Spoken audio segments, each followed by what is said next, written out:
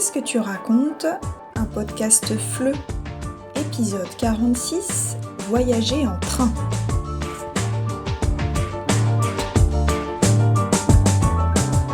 Bonjour à toutes et à tous et bienvenue dans l'épisode 46 de Qu'est-ce que tu racontes consacré au train.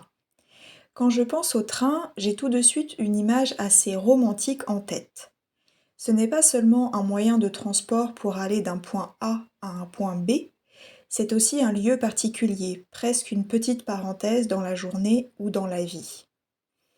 Pourtant, paradoxalement, je prends assez rarement le train aujourd'hui.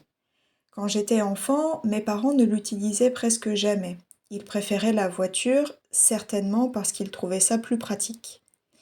Donc pendant longtemps, le train n'a pas vraiment fait partie de mon quotidien.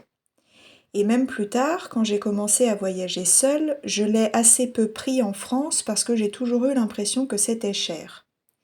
D'ailleurs, je crois que j'ai davantage voyagé en train à l'étranger qu'en France.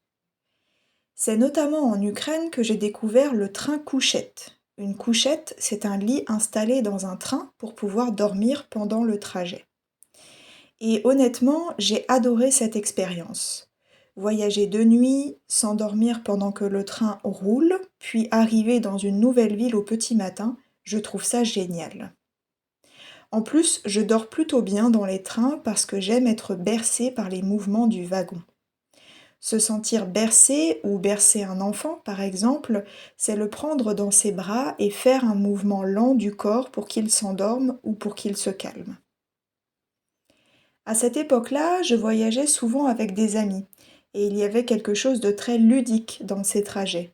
On parlait, on riait, on partageait un compartiment pendant toute une nuit.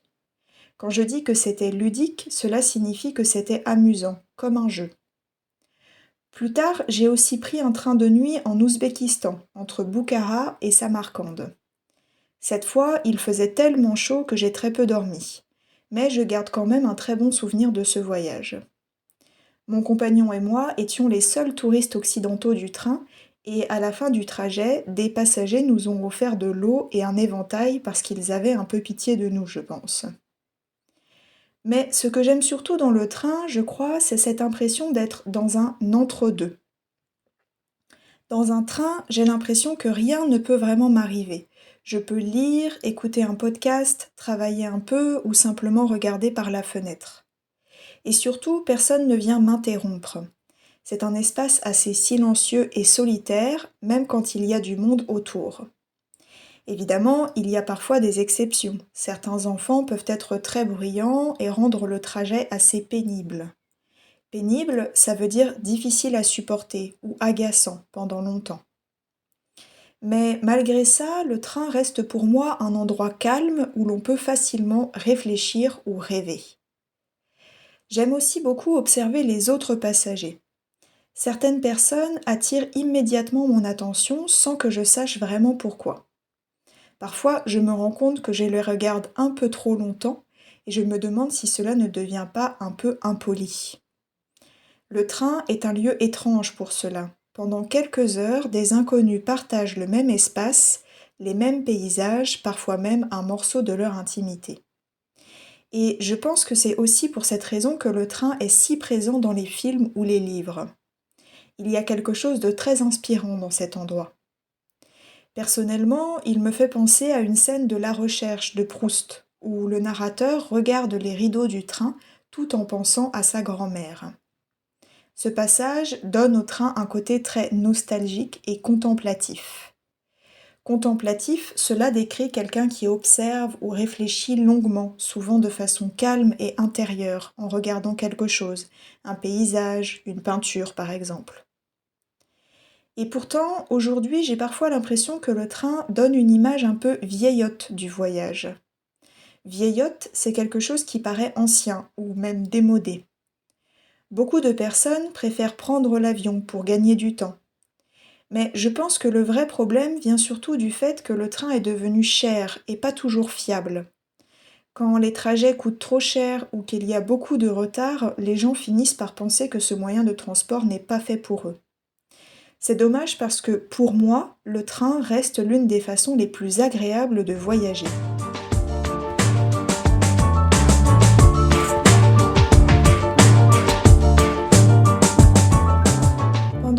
Cependant, j'ai eu l'impression que le train appartenait un peu au passé, comme quelque chose d'ancien que les gens utilisaient de moins en moins. Pourtant, récemment, j'ai lu un article de la RCF sur le retour des trains de nuit en France, et je l'ai trouvé très intéressant parce qu'il expliquait justement pourquoi certaines personnes redécouvrent aujourd'hui le plaisir de voyager lentement. L'article rappelait d'abord que les trains de nuit ont longtemps été très populaires en France. Entre les années 1930 et 1980, c'était même ce que l'on appelle l'âge d'or, c'est-à-dire la période pendant laquelle quelque chose connaît son plus grand succès. À cette époque, les gens partaient le soir de Paris et se réveillaient le matin dans les Alpes ou sur la Côte d'Azur. Je comprends totalement pourquoi cela faisait rêver. D'ailleurs, cela rejoint exactement ce que je racontais dans la première partie sur les trains couchettes en Ukraine ou en Ouzbékistan. Il y a quelque chose de très particulier dans le fait de s'endormir dans un endroit et de se réveiller ailleurs. L'article insistait aussi beaucoup sur le côté romantique du train de nuit. Ce n'est pas seulement un moyen de transport pratique, c'est aussi une évasion. Une évasion, c'est le fait de quitter son quotidien, physiquement ou mentalement, pour avoir une impression de liberté. Et je pense que le train provoque facilement cette sensation-là. Quand on regarde les paysages défiler par la fenêtre pendant des heures, on a un peu l'impression d'être coupé du monde normal. Mais évidemment, les trains de nuit ont presque disparu ensuite. Avec le TGV, les autoroutes et les compagnies aériennes low cost, les gens ont commencé à privilégier la vitesse. L'article expliquait d'ailleurs que le TGV avait siphonné la clientèle des trains de nuit. Siphonner ici veut dire prendre presque tous les clients ou toutes les ressources de quelque chose.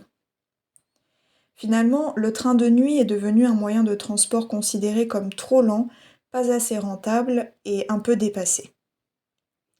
Pourtant, depuis quelques années, il revient progressivement. Et ce qui est intéressant, c'est que ce retour semble lié à un changement de mentalité. L'article parlait notamment du slow travel, une façon de voyager plus lentement et de profiter davantage du trajet lui-même au lieu de vouloir seulement arriver rapidement à sa destination. Je trouve cette idée très cohérente avec ce que représente le train pour beaucoup de personnes aujourd'hui. Dans un avion, tout est fait pour réduire le temps du voyage. Dans un train, au contraire, on accepte de prendre son temps. Et parfois, ce temps devient même la partie la plus agréable du voyage. L'article expliquait aussi que les jeunes générations semblent de plus en plus attirées par cette façon de voyager. Bien sûr, il y a la question écologique, mais pas seulement. Je crois qu'il existe aussi une envie de retrouver des expériences plus humaines et plus calmes. Peut-être que dans une société où tout va très vite, le train représente justement l'inverse, un espace où l'on peut ralentir un peu. Cependant, le journaliste rappelait que cette renaissance reste fragile. Le matériel utilisé aujourd'hui date souvent des années 1970, et beaucoup de trains sont très anciens. Si les prix restent élevés et si les lignes ne se développent pas davantage, le train risque de rester un moyen de transport réservé à certaines personnes seulement. Et je trouve ça dommage parce que sincèrement, j'ai du mal à imaginer un autre moyen de transport qui laisse autant de place à l'imagination, aux souvenirs et aux pensées.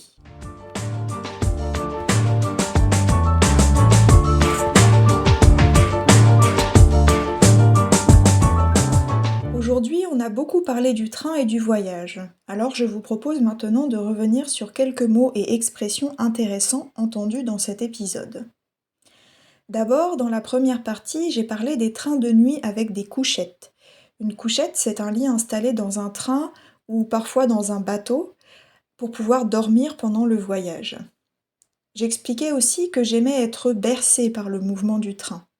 Bercer un enfant, par exemple, signifie le faire bouger doucement pour le calmer ou l'aider à s'endormir.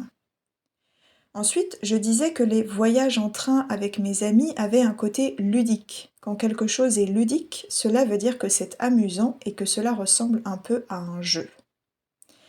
À l'inverse, certains trajets peuvent devenir pénibles quand il y a trop de bruit ou d'agitation autour de nous. Pénible signifie donc difficile à supporter ou agaçant. J'expliquais aussi que j'aimais observer les autres passagers et rester dans mes pensées. Quelqu'un de contemplatif, c'est justement quelqu'un qui aime observer, réfléchir ou rêver calmement pendant longtemps. Enfin, je disais que certaines personnes voient aujourd'hui le train comme un moyen de transport un peu vieillot. Ce mot signifie qu'une chose paraît ancienne ou démodée. Dans la deuxième partie, l'article parlait de l'âge d'or, des trains de nuit. Cette expression désigne une période considérée comme la meilleure ou la plus prestigieuse dans l'histoire de quelque chose. Ensuite, le journaliste expliquait que le train permettait une forme d'évasion. Une évasion, c'est le fait de quitter son quotidien, physiquement ou mentalement, pour ressentir plus de liberté. L'article disait aussi que le TGV avait siphonné la clientèle des trains de nuit. Dans ce contexte, siphonner signifie prendre presque tous les clients ou toutes les ressources d'un autre service. Enfin, on parlait du slow travel, une expression anglaise utilisée pour parler d'une manière de voyager plus lentement, en profitant davantage du trajet et de l'expérience elle-même. Voilà, qu'est-ce que tu racontes? C'est terminé pour aujourd'hui. Mais j'aimerais bien savoir ce que représente le train pour vous. Est-ce que c'est seulement un moyen de transport ou est-ce que cela évoque aussi des souvenirs, des émotions ou une certaine idée du voyage pour vous? Écrivez-moi dans les commentaires, en français, évidemment.